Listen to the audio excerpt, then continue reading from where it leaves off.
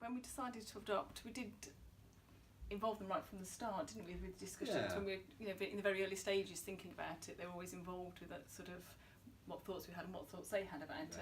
And and when we, you know, we said right from the early stage before we kind of did anything, is that, you know, we're thinking about this, what do you think, really? So they were kind of involved, and it was a kind of a discussion with them, and it, you know, we didn't start to move forward until they were kind of, you know, ready for it, or and on board and wanted to do it.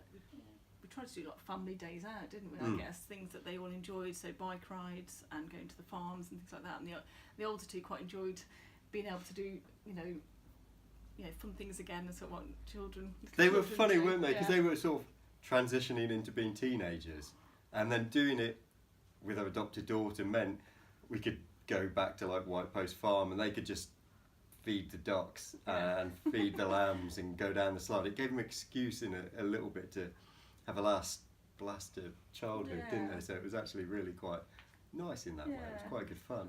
There have been challenging times. I mean, we did have a honeymoon period, which is, I think, is quite a common experience at first. But it was longer than we were expecting, because a lot of people talked about 2-3 week, and actually we probably had 6-7 months, and we suddenly it just sort of hit us. So we had a lot of challenging behaviour, school refusal, refusing to brush hair, refusing to clean. Everything became a battle every step of the way to get her to school, to get her into the car, wasn't it? There's a lot of sort of difficult behaviour. We contacted them, and we got sort of support via email, face to face, almost immediately. So we kind of had a sort of a constant dialogue throughout, and they were very, very good at supporting us. They were very, very good at going into the school and supporting the teachers.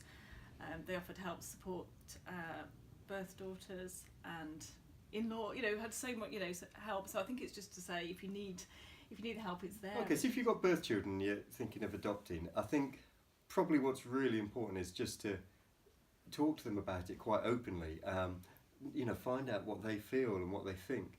Yeah, and I think being very open with them, because you have to parent an adopted child so differently. Yeah. And I think explain to them, I think they have to know a little bit about the history, otherwise they don't understand why, you know, you're allowing them to do that, and you have to pick your battles even more so, I think, with an adopted child. You know, the don't brush the hair, is it the end of the world kind of thing, and, you know, you'll get that, you weren't allowed that with us. So I think they need to know a little bit about the history and why you have to parent them so differently.